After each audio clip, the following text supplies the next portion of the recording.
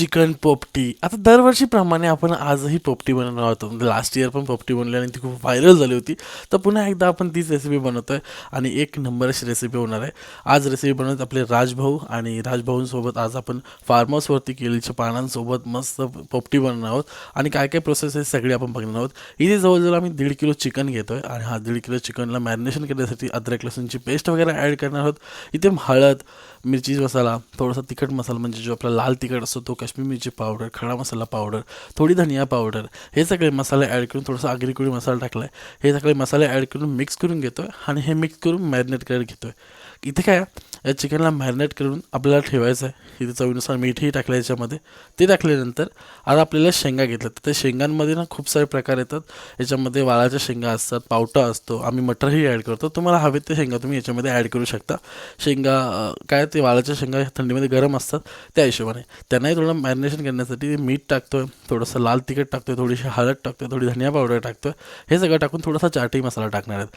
हे टाकले इकडे गिरीश भाऊ आपले जाळ पेटवतात कारण का आपल्याला भट्टी करायचे. आता मडका घेतला, मडक्यामध्ये आपल्याला पोपटी लावायचं आहे. ह्याच्यामध्ये खाली पहिले पाला ॲड करायचा आहे. सो खूप सारा खाली पाला ॲड करतो आहे.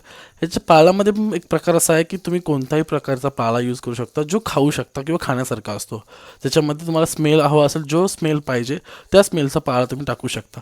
आम्ही मोस्टली केळीचा पान करतो कारण की त्याच्यामध्ये कुठला स्मेल नसतो, कारण आम्हाला नाही आवडत. तर तुम्ही टाकू शकता आंब्याचा किंवा कुठलाही टाकू शकता, तुम्हाला जो चांगला वाटतं. पेरू वगैरेचा पण टाकला जातो. आता step by step, layer by layer खाली खूप सारा पाळा टाकायचा आहे. मग थोडी चिकन, थोड्या शेंगा, मग थोडी अंडी अशा प्रकारे याच्यामध्ये ॲड करायचं आणि मग कवर करण्यासाठी पूर्ण कवर करून आतमध्ये खूप सारा पाळा टाकून असं पॅक करून घ्यायचं आहे. आता आपण पोपटी लावून घेतो आहे. पोपटी लावण्यासाठी खाली एक कुठला तरी तुम्ही लादीचा तुकडा वगैरे ठेवा आणि अशी उलटी करून पोपटी लावा आणि याच्या आजूबाजूने अशी फाटी लावून घ्यायची. फाटी, लाकडं आणि बॉनफायरसारखं आपल्याला पेटून घ्यायचं आहे. आता काय जाळाचा एक अंदाज असतो, प्रत्येकाला अंदाज चुकतो, कधी नाही चुकत, कधी मडका फुटतो.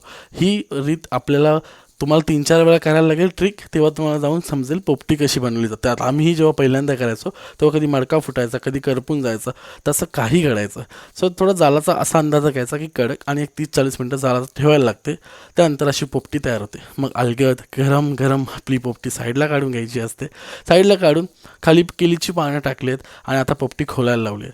काय की पोपटी खोलताना तो मडका फुटू शकतो किंवा खूप गरम असतो, हीट असतो, केअरफुली करायचं असतो आणि अशा प्रकारे पूर्ण पोपटीचं सामान बाहेर काढलं आहे. आपली ही पोपटी मजेदार अशी तयार झालेली आहे आणि एक नंबर अशी झाली आहे. चिकन खूप असं रोस्टेड होतं, विदाऊट ऑइल, 0 ऑइल ही रेसिपी होते आणि एक नंबर अशी खायला लागते.